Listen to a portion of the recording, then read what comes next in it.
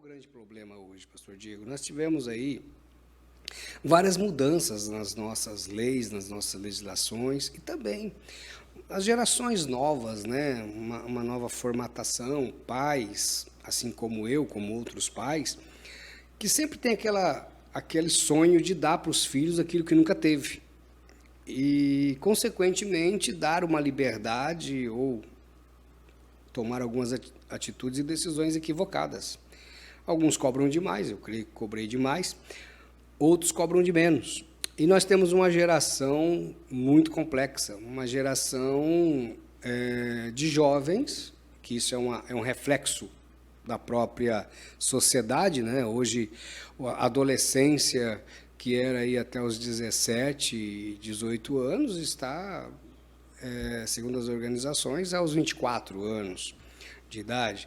Mas nós temos agora uma nova modalidade, nós temos os adultos adolescentes, né? Homens e mulheres que estão deixando o casamento, que casaram aí na minha época, na época, casaram aí um pouco antes, um pouco depois, que agora estão tendo um comportamento adolescente. Ou seja, aquela adolescência, aquele período de adolescência que não viveram, né, nos seus 12 até os 17 anos, agora aos 45, 50, 60 anos estão vivendo, né, uma adolescência, um comportamento radical, autocentrado, egocentrado, e tomando atitudes equivocadas ou atitudes radicais que às vezes não conseguem sustentar, e aí vem todas as frustrações, as ansiedades, vem as depressões, vem os picos de conflito familiar, conflito social, conflito financeiro. E no meio de tudo isso está a nova safra de jovens e adolescentes. Então, que estão vendo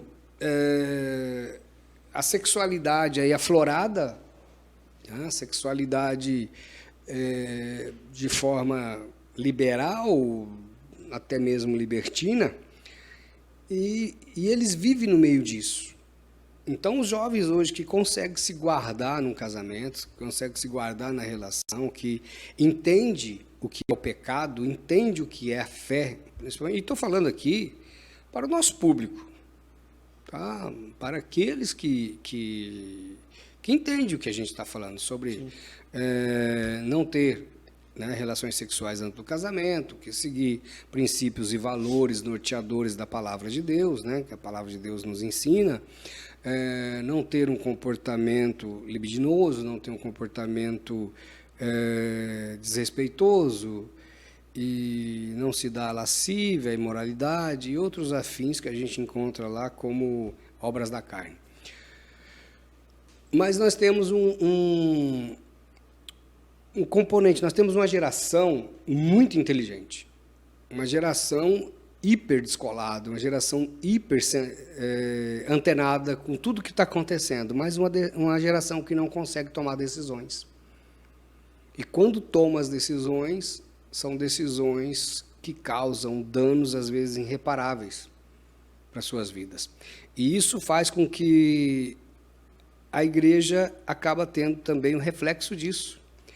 Nós vemos jovens nos nossos dias, principalmente na nossa igreja, nós temos vários jovenzinhos, várias jovenzinhas, né, vários meninos e meninas, rapazes, né, e moças, que têm seguido a fé, que têm lutado, que têm se mantido fiel, que têm se mantido se guardando um para o outro, ou, né, às vezes as pessoas falam, é uma utopia. Não é utopia. Se for utopia, sempre foi. Não era fácil para mim quando era jovem, né? Eu tenho 47 anos de casado, vou fazer esse ano 28 anos de casado. Entre casamento, noivado, né, e namoro, são quase 30 anos juntos, né? E não era fácil esse assunto, essa discussão na minha época, e não é fácil hoje. A questão é, que escolha eu vou fazer? Então, a santidade, ela sempre é uma guerra na vida do cidadão. Seja na... É uma guerra se a gente fizer dela uma guerra. Sim. Entendeu? Não é uma questão de guerra. às vezes a gente cria batalhas e cria guerras. Sim. Né? Não, eu falo na questão de luta Espiritual. carne, espírito. Mas essa dicotomia, né? Essa batalha dicotômica lá de Gálatas 5,16, né? A carne deseja o que é contrário ao espírito, o espírito deseja o que é contrário à carne, de forma que isso se opõe, para que não façais o que quereis, está bem translúcido, né? É para que você não faça o que quer. O que é amor? Né?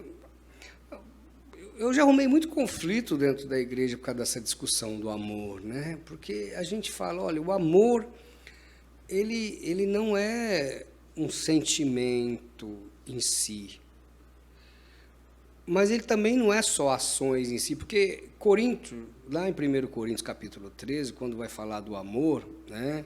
Ainda que eu falasse na língua dos homens e dos anjos, não tivesse amor, seria como metal que sou, como símbolo que tine. E aí começa a falar sobre, ainda que eu desse meu corpo para ser queimado, ainda que eu distribuísse meus bens para o sustento do pobre, está falando de ações. De ações de distribuição, de colocar-se na... E aí fala, ainda que eu fizer tudo isso, não tiver, é possível você contribuir, você ajudar uma pessoa, você dar dinheiro para ela, você dar casa para ela, dar comida para ela, e não ter amor? É possível.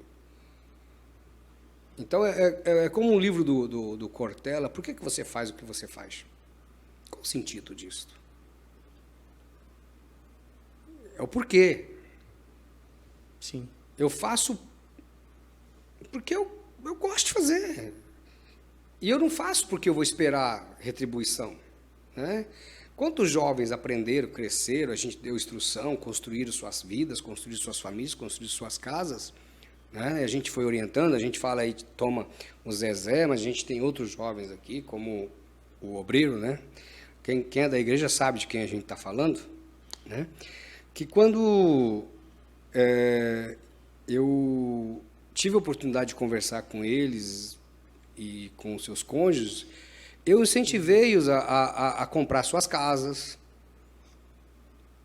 Né? Eu me lembro, seu irmão, certo dia, seu irmão brincando comigo, né? Eu tinha dado um conselho para ele, para até então, né?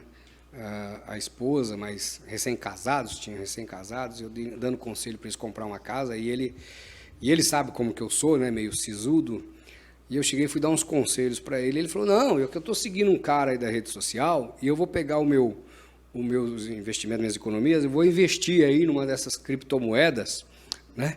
Rapaz, aquele dia eu fiquei bravo. Pensa num homem que ficou bravo. Foi dormir triste, chefe? Fui dormir nervoso, cheguei em casa bravo, falei com a pastora, falei, olha, é complicado você dar conselho para quem não quer, né? Às vezes o copo está cheio, e ele estava brincando comigo, porque ele em segredo, ele estava fazendo tudo aquilo que eu havia dito a ele para fazer, né? E aí quando ele assinou os documentos, ele veio com tudo aquilo e brincou comigo e me falou, olha, eu estava seguindo só queria ver o seu jeito.